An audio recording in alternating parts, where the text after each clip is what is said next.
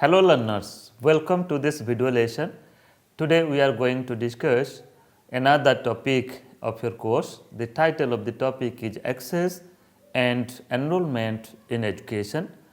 You know that we are discussing one of your core courses of education as a subject in BA General program, which is developed as per the choice based credit system of UGC. The course code is BESC 131 and course title is Education, Concept, Nature and Perspectives. And from that course, we are discussing a topic today, that is access and enrollment in education. Before starting our discussion, let me to introduce myself. I Dr. Niradhar, Associate Professor, School of Education, Indira Gandhi National Open University. Welcome you all to this video lesson. Friends, presently we are in the 11th module of your course. The title of the module is Issues and Concerns in Education, and in this module 4 important lessons are there. That is, first lesson is access and enrollment in education, that now we are going to discuss in this topic, and second lesson is retention in education, third is enhancing quality in education, and the fourth lesson is equity and equality in education. Now let us focus upon the first lesson of this module, that is access and enrollment in education. Before starting our discussion, let me to focus upon some of the learning outcomes of today's lesson. That is, after going through this video lesson and the self learning material or the you can say content which is included in the 11th module, you will be able to explain the concept of access and enrollment in education, what is the very meaning and what is the very concept of access, and at the same time what is the concept of enrollment in education, and further you will be able to discuss the issues of access and enrollment in education. So, what are the different issues that we face in education, that issues related to access, and further the issues related to enrollment. And the next learning outcome is, after going through this video lesson, you will be able to work out the strategies for enhancing access and enrollment in education, that what strategies we should adopt so that the issues relating to access should be addressed and the issues relating to enrollment should be addressed. That also we will discuss. Now let us focus upon the very concept of access and enrollment in education. Friends, access in education basically refers to the provision of facilities and opportunities in education. You all know that access means the availability of the facilities, the provision of facilities. So, here provision of facilities means we are talking about education.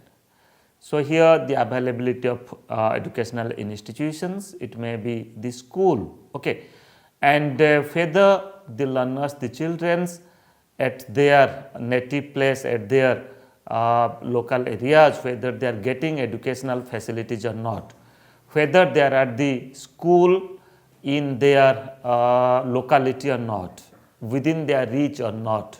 So, that is why access in education, it refers to the provision of facilities, whether government has given that facilities in your nearby area, or whether school has been established in the nearby area or not, and whether the children residing in that area are getting educational opportunities or not. So, this is the access. And further, so far as the concept of enrollment is concerned, enrollment of students in education implies admission or registration of students in education.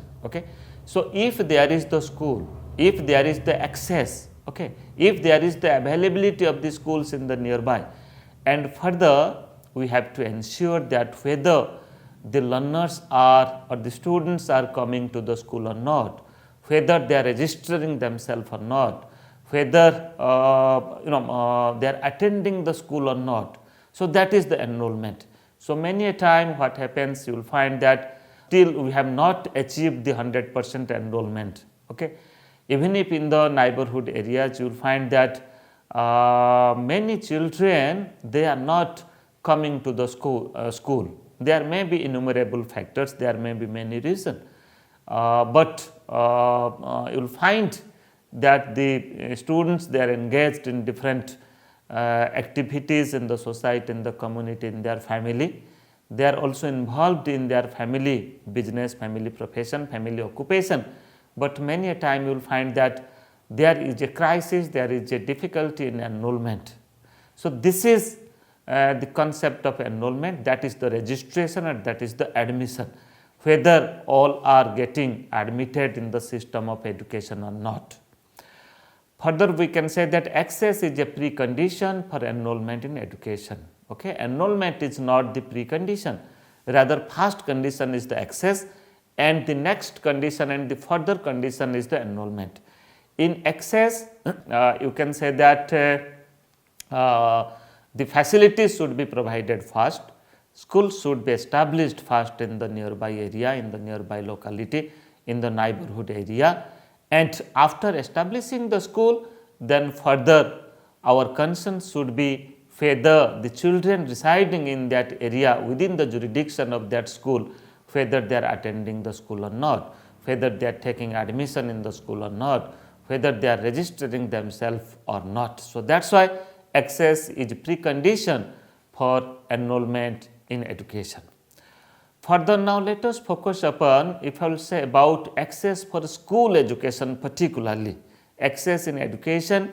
When I will say access in education, it may be all types of education, all stages of education, access in school education, access in higher education, access in professional and technical education, etc. But when I focus on access for school education, particularly I mean to say that just like number of schools required for the children. Okay. So how many schools should be required for the children? India is a very huge country, crores of students are there, and even if in a locality you will find that so far as the availability of the school is concerned, the infrastructure of this concerned, many a time you will find that there are there are overloading of the students in the school. Okay. So as per Right to Education Act, you might be knowing that what should be the ratio of student and teacher. Okay. Accordingly, what should be the ratio of a classroom and students? So it is directly related with the infrastructural facility, it is directly related with the availability of the school. So that is why when I talk about when I focus on access for school education, it is all about number of schools required for the children. Okay. So how many schools is required for the children? What is the number of the children? Then accordingly how many schools should be established?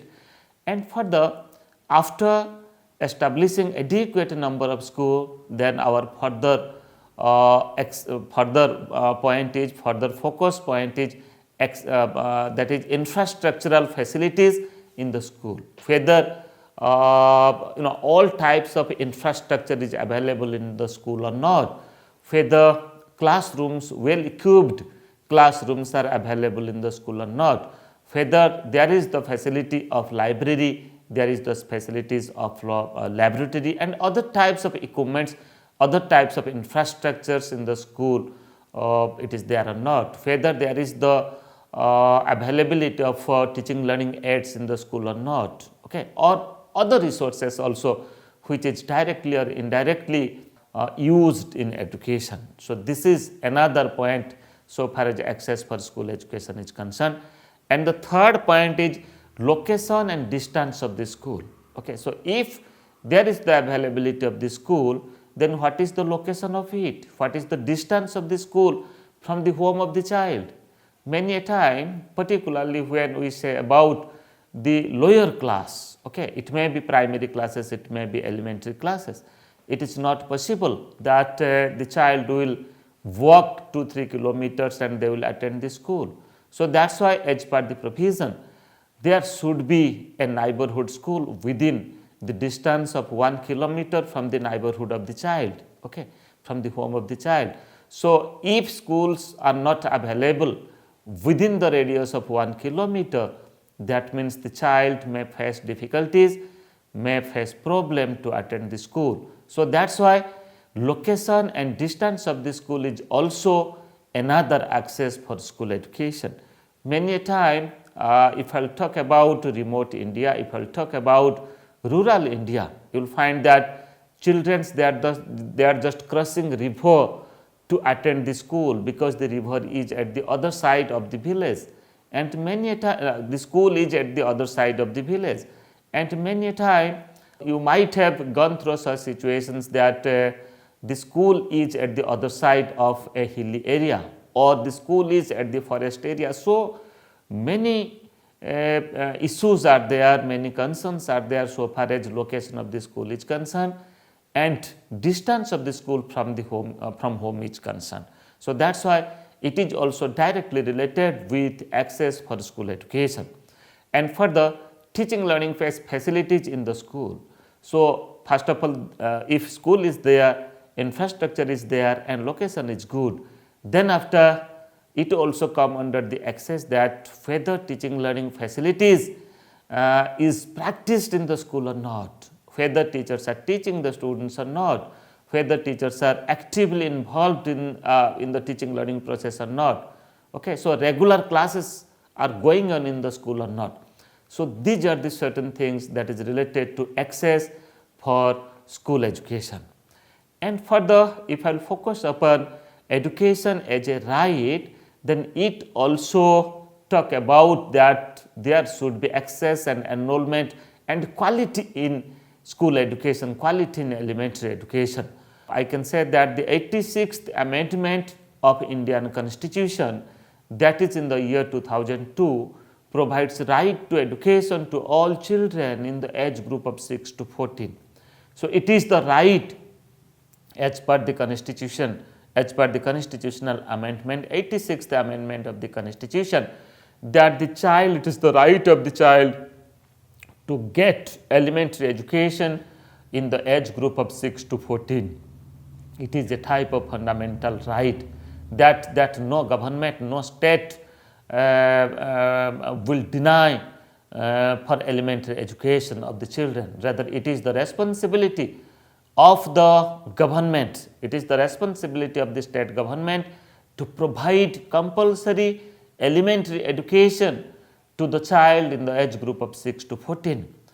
Then further, on the basis of the amendment of Indian Constitution in 2002, the right of children to Free and Compulsory Education Act, that is popularly known as RTE Act 2009, Right to Education Act 2009, it comes to the force and it provides free and compulsory education till the completion of elementary education in a neighborhood school. Okay.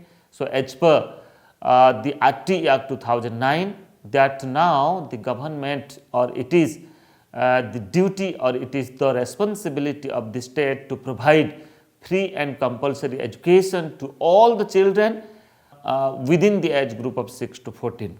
Then free and compulsory education always requires equal access in education for all children, irrespective of differences in their gender, differences in their caste, class, color, race, culture, place of birth or residence, etc. So, now it is free in terms of residence, in terms of gender, caste, class, color, race and culture, that all the children should get educational facility, elementary education facility at their nearby area. It is the right of the child now. So, the right of the child also equally talk about access in education, to provide access of education to the children, access of school to the children, and at the same time it also focus upon enrollment.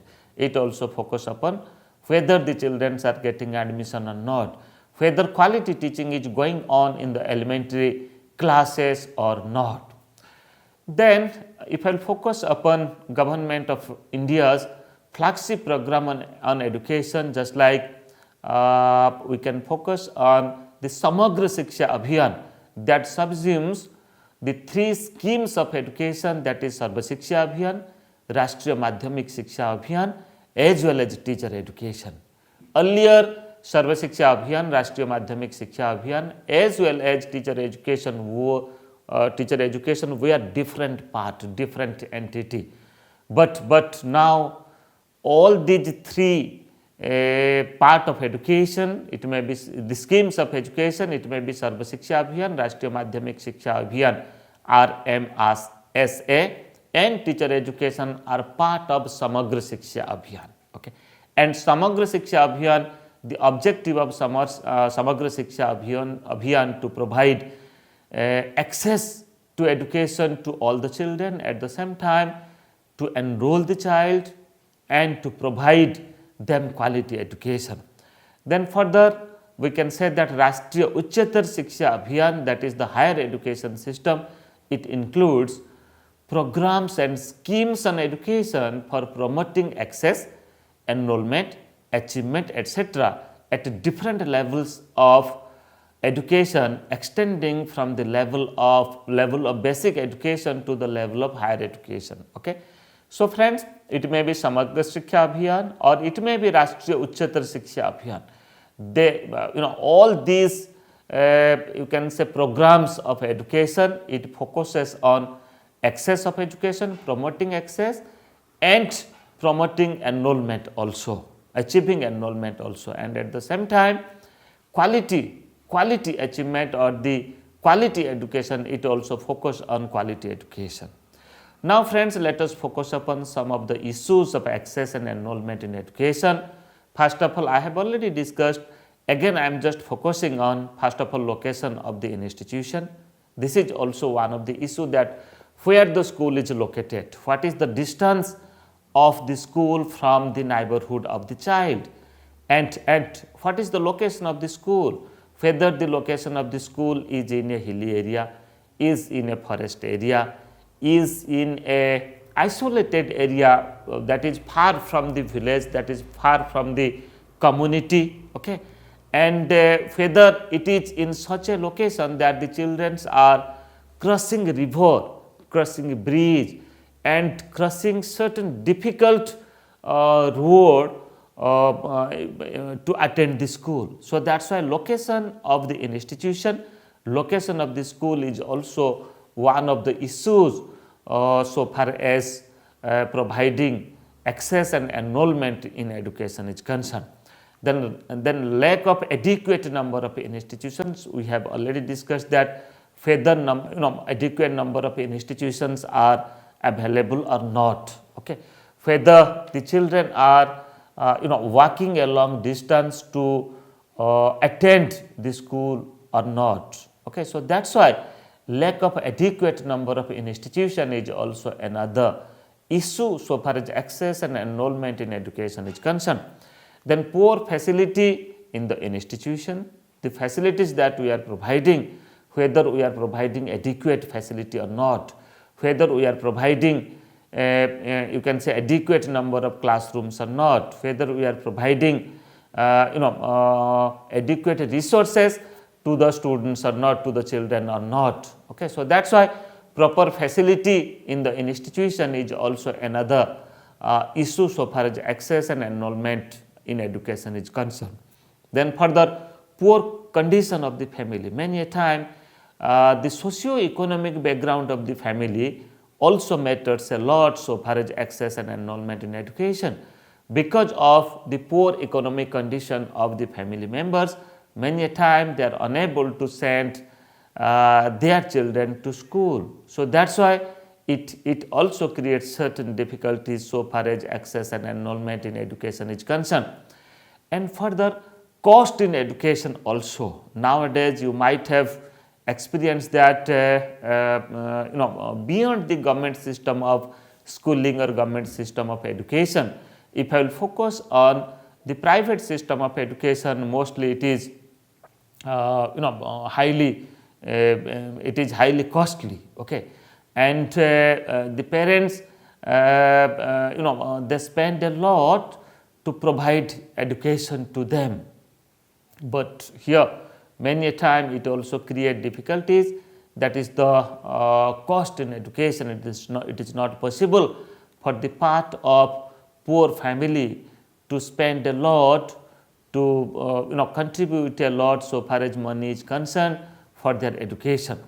And further involvement in domestic work, this is another important concern issue so far as access and enrollment in education is concerned. You will find that children, they are naturally involved in their family profession, in their family occupation. They also engaged in different types of agriculture, different types of craft work.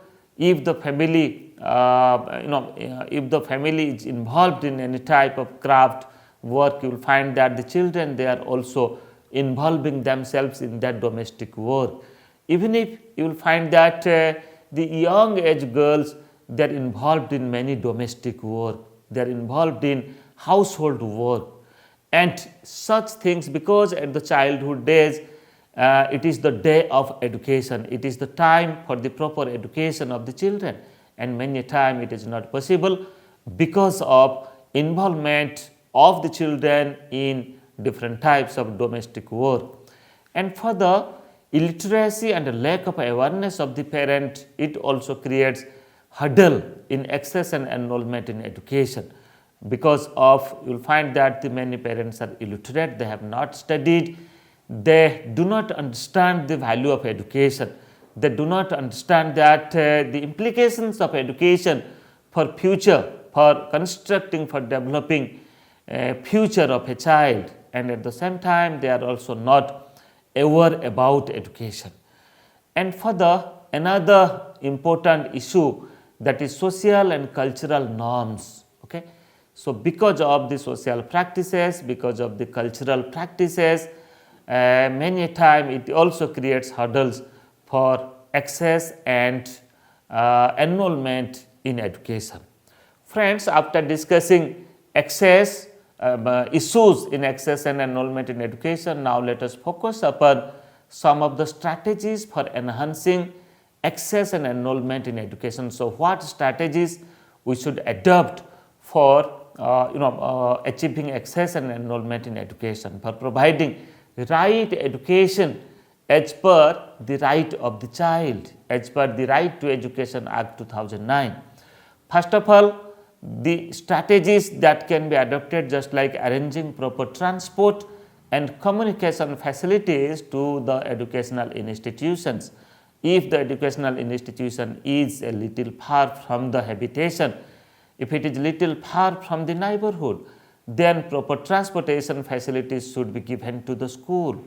Okay, so that the children will be able to come to the school regularly by using the transport facilities available in the school. And further, establishing the number of educational institutions according to the requirement. Friends, in Right to Education Act, at the lower primary stage, the ratio of teacher and student is 1:35, and at the upper primary stage, the ratio of teacher and student is 1:30. Even if the ratio of classroom in a school, that how many students can sit in a classroom, so that can only possible when the number of schools should be established as per the requirement, or as per the you can say admission of the students. How many number of students are there, then accordingly institutions should be established, institutions should be made available to the children. Then further, creating adequate facilities in educational institutions, which include facilities of physical infrastructure, that may be in terms of a building, that is the school building, class, library, laboratory, and different types of furniture, etc. Then for the teaching learning material, teaching learning process, students evaluation, and so on. Try to understand these physical facilities, physical infrastructure should be made available to the to the neighborhood, to the children, to achieve the access and enrollment in education. Further, the other strategies for enhancing access and enrollment in education is providing age appropriate admission facility for the out of school children, okay, providing age appropriate admission facilities. So, whether the children are getting such facilities or not, let a child at the initial stage, let the child has left the school, make irregular in the school, okay. And again, so far as Right to Education Act is concerned, if the child wants to come, so he or she should get an opportunity to sit in a age appropriate class, okay. So, that is why providing age appropriate admission facility for the out of school children, okay, for to reduce you can say your dropouts and to increase retention.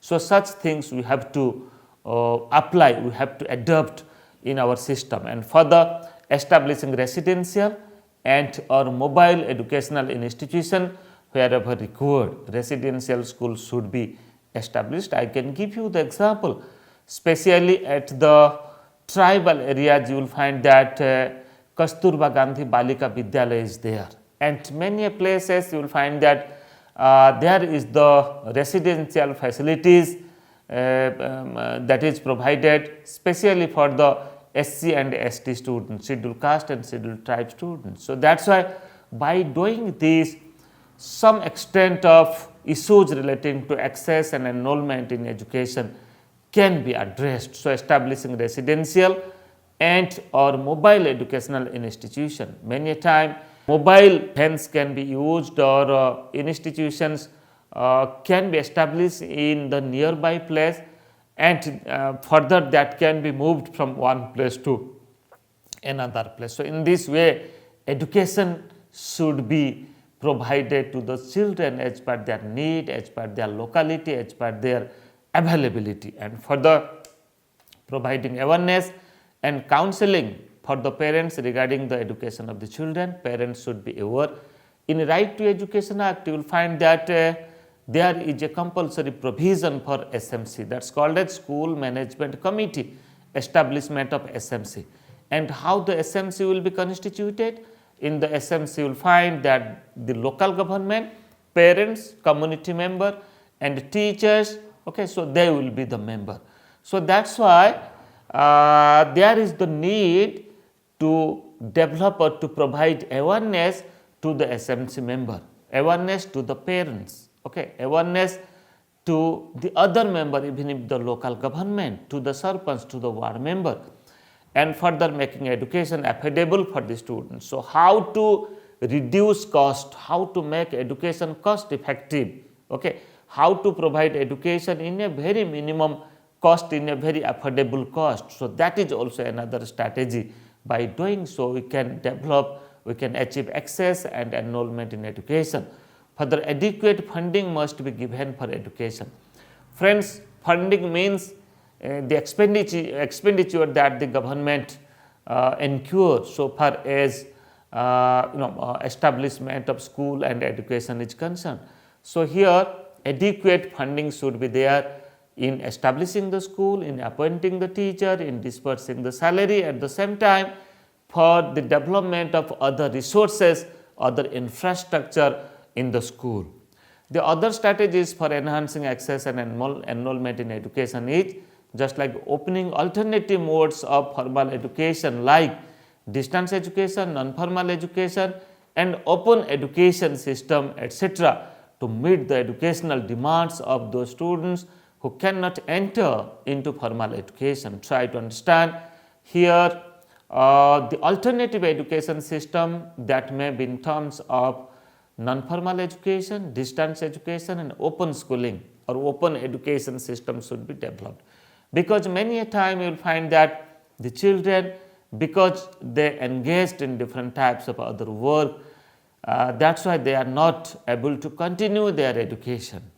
So, if you will provide education alternatively to them through different other institutions like distance education, non-formal education may be at the evening hour, may be at the afternoon hour, or non-formal education may be during the holidays, and open education, online and open education. So these are the things that helps to achieve access and enrollment in education, and further making special provision in education for children of disadvantaged areas like rural areas, slum areas, mountain areas, jungles, river areas, etc. I have already discussed that when we establish a school, it should be established within the habitation, within the habitat and within the neighborhood of the child. And if the school is established in a difficult situation, then in an extreme situation, then you will find that the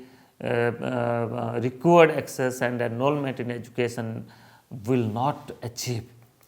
So, friends, now just recapitulate it. Today we discuss about the concept of access in education, the concept of enrollment in education.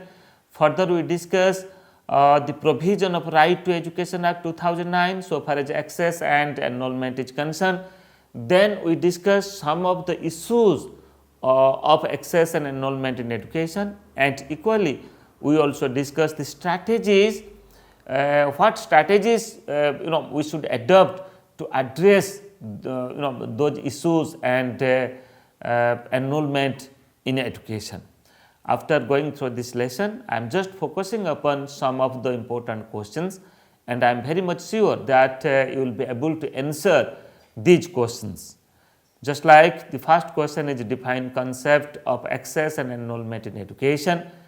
Second question, that is discuss the issues underlying access and enrollment in education, and third question is exemplify the strategies of access and enrollment in education. What strategies the school should take, what strategies the educational institute should adopt for addressing the issues of access and enrollment in education, for increasing the access or to providing the facilities of access and enrollment in education.